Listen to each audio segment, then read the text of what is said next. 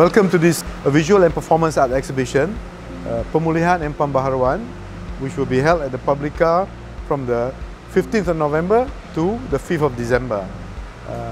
This is a visual arts exhibition that attempt to chronicle the pandemic, the response from visual artists and photojournalists to the COVID pandemic that's been afflicting our country for the last almost 2 years. So we go to the first venue, the White Box, which is a gallery in Publica. So this is the basic brief of the project, where we founded the exhibition based on the statement by a very well-known artist, Malaysian artist, Ismail Zain, who said the role of the artist is to observe, record, invoke and provoke as reflexive responses on and about society. So it's quite apt to use that quote as a trigger point, as a platform for us to go and curate the exhibition. And the exhibition has got something like a total of 89 participants, which is, including photojournalists, writers, social scientists, visual artists, object artists, and poets, and also social critics of society. So this is the first poster. Oh, there you go. The first artwork we have is a video presentation by Kamal Mustafa, who did a video called Untitled Recovery, and also Wong Hoi Chong, who submitted a work called The Unbearable Likeness of Shopping, which is the immediate response of a lot of people who suffered, who were during the COVID period, where the obsession with shopping due to the lockdown and whatnot is more amplified than usual. And we now have a very interesting work by Sabri Idrus, a very large work, painting, which he reportedly spent almost a year, if not more, to complete the work. The work was, as all the submission by the visual artists in this project, is to submit work that were done during the period of COVID, and we do not encourage work that were done before the COVID. So all the works were done between the period of 2020 and 2021. This work is very fascinating. This Sabri's work, because it is entitled Namus, which is a symbol and metaphor for the angel Gabriel, as in the Abrahamic religious tradition. Gabriel is the angel that is well known as the deliverer of divine messages, and it was a work that's got some, I would say, some spiritual and mystical significance. And then we had the oldest participant in our project is an art teacher, an artist art teacher who's now 85 years old, Syed Bakar Syed Salim, and he lives up in Taipei, and he's done surprisingly very delicate and intricate work within the genre of folk art. It's a series of 3 paintings, which he entitled The Cage. So I as a curator, I thought that this is almost a reflection of his own self-portrait. The idea being locked down for almost 2 years. Very rarely was he able to go and see his own family, his children and his grandchildren. So which is quite traumatic for somebody who is at the age of 85. And his sense of color, of palette, has gone back to almost a Southeast Asian palette of muted colors, of the greens and the blues and whatnot. It's very reflective of the natural colors around the region, in the tropical colors. It's very interesting work, rather contemplative. And then we have this work by a series of monoprints, 5 monoprints, shaped like a capsule, a small throwback or a small hint of the COVID pandemic, of the need for medicine. And so these are monoprints where Faisal Suhif, the artist, did the marking based on the platform of the earth, where he climbed, and in some instance he climbed up a tree and then wrap the canvas around the bark of the tree as a process of marking. So this is quite very evocative work, very interesting work, and very organic work. It's almost like a view from a planimetric view of the Earth and the decay of the environment as you look at it. So it's very emotive, you know. And then we have this submission by, interestingly enough, Dr. Roslina or Lynn Ismail. She has submitted a series of small grids arranged in 16 grids, small grids of abstract fragments almost. And Lynn is she's actually a technologist, very well known in her field as a nanotechnologist.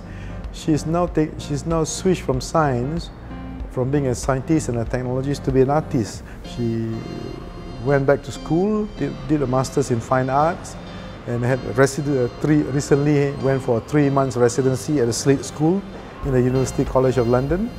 And she's into this abstract work and exploring her own emotive response to the world via abstraction. So it's very interesting work, very emotive. You can see a little bit of organized structure being a scientist that she is. Then we have Kamal Mustafa, who is actually a filmmaker. He's retired from commercial filmmaking. Kamal graduated from the Polytechnic College of London, PCL, in Regent Street, London. Very well known as a narrative filmmaker, did a lot of commercials and whatnot for corporate commercials. Very well known for his commercial for Petronas, very moving commercial. So this work is actually about the mutations, the various variants of how the virus, in a very random fashion, and spike protein changes its shape and form over time. It's very interesting work. And Kamal also has submitted another series of digital painting, which is deviance. Basically, it's a metaphor, a symbol for how nasty this virus can be when it starts taking shape, different shape. I'm not sure beyond this, I'm not sure exactly what he's saying, but obviously Kamal, being a narrative filmmaker, has got his own take on many things. Now we move to the figurative part of the exhibition. We start with a very interesting work by Amron Omar. Amron is very well known as a figurative painter, very good set of drawings, and in his own very well known subject, which is pertarungan, the struggle, the fight. Relatively is an internal exposition or exploration of himself and the other. So you can see during the COVID period, his work is far more expressionistic than usual. And at one time, of course, Amron was known as an academy kind of figurative painter. And then here we have a work by Samsudin Wahab, one of the young contemporary artists who's touted as a superstar in Malaysian art scene. Buden, as is well known, has gone to a far more expressionistic and narrative kind of work for this painting. It's basically a story of a journey, a story of a disappointment, a story of some hope left. You can see the male, the dominant male, dominant female, and behind it, at the background, is the memory of a mythical figure right up in the sky, and the journey through the sea in the fishing boat. There's almost where the paddle has been broken, but still there's some hope. It's not totally lost. It's not totally gone. And then the termites, the flying termites, which in some Malay mythology or is a Nusantara symbolism for the calm before the storm that's going to come soon after this. Then we go to this little room where we also have a series of small narrative work. It's a little display room where we're showing works in progress. One is by Chai Chang Huang, who is a very well-known artist many years ago, who hardly ever exhibit now because he's more or less a teacher, teaching art at one of the art institutions in Kuala Lumpur. So Chang Huang, because of the COVID, he cannot go out.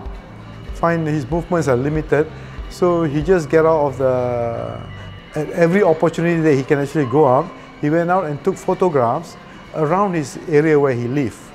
And he intends, of course, to make a book eventually. So we are showing this as a work in progress of an artist who wanted to document life around him. So we have a display like in a little dark room where there is some element of works in progress and whatnot. Yeah. And here's another work by submission by artist Khairul Azme Shoaib, far more well known as Meme. So Meme has submitted a visual diary, a video, some prints, frame prints, a very gothic frame, and a visual diary of his work, where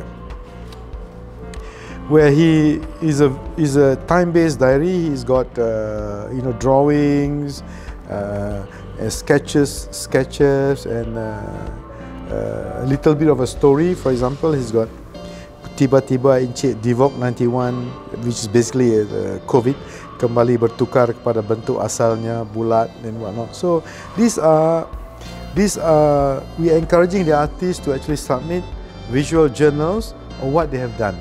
How do they actually occupy themselves during the period of self-isolation? So this is rather interesting. And I think it's very fulfilling for the artist to be able to do something like this, and drawing and having a visual journal of their own inner thoughts and feeling.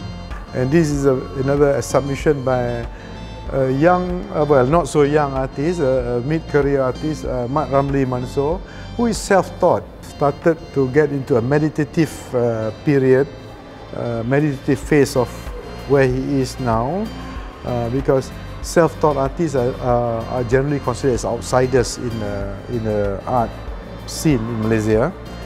But Mat Rumley, actually he functioned as an assistant, as a sculptural assistant to one of the major sculptors in Malaysia, to Tunku Sabri Ibrahim, and that's how he learned his process of learning art.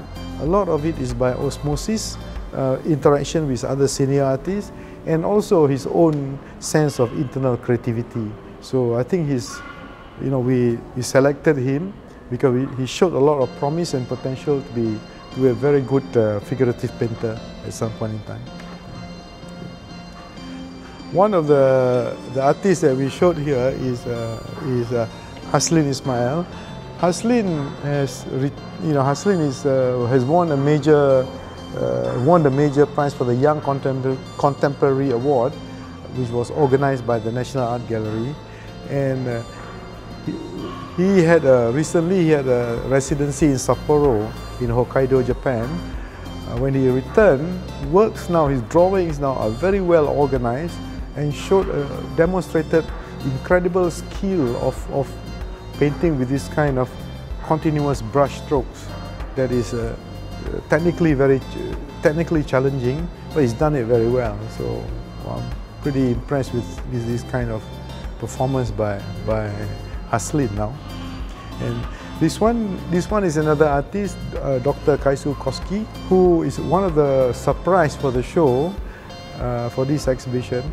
Dr. Koski responded to our open call on the internet, a global open call, and she is well known as a performance artist in Europe.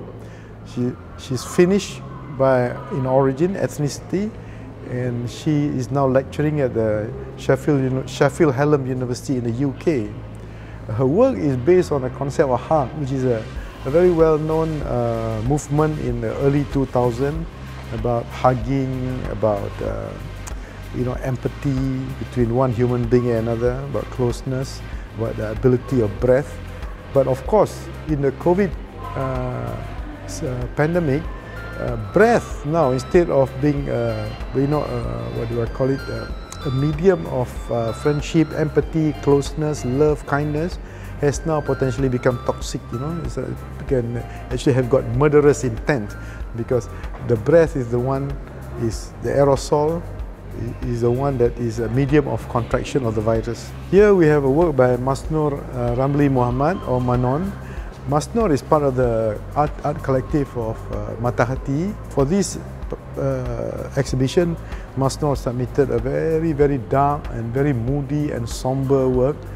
Basically, it's about life cycle with the infant, the baby in the mother's womb, and surrounded by the lotus, the petals of the lotus flower. So this is a very, the lotus, of course, is a symbol of, it's almost a divine flower within the Southeast Asian context. It's got a certain kind of holiness to it, but the palette that Mansour used is a very dark palette. It's very graphite, charcoal, very moody, and in some way very sad, but it's also very reflective of the emotional content or the emotional response of an artist during the period of the pandemic.